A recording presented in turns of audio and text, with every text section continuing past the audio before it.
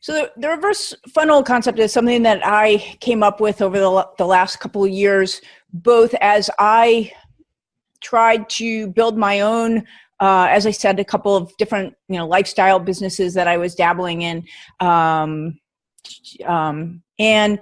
as well as helping others with theirs, and watching the conventional wisdom about how you do that. And the conclusion that I reached fairly rapidly was that it was backward. It was upside down.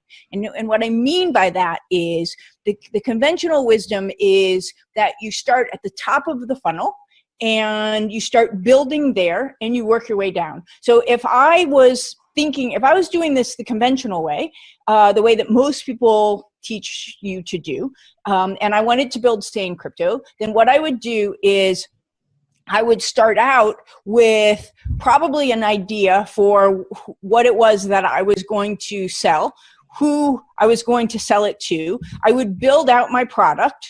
Then I would start creating a bunch of content. I would run Facebook ads. Those Facebook ads would take you to the content. And then from there, I'd drive you to a lead magnet. From the lead magnet, maybe to the tripwire. And we all know the drill. Then to the conversion event, which would be the webinar.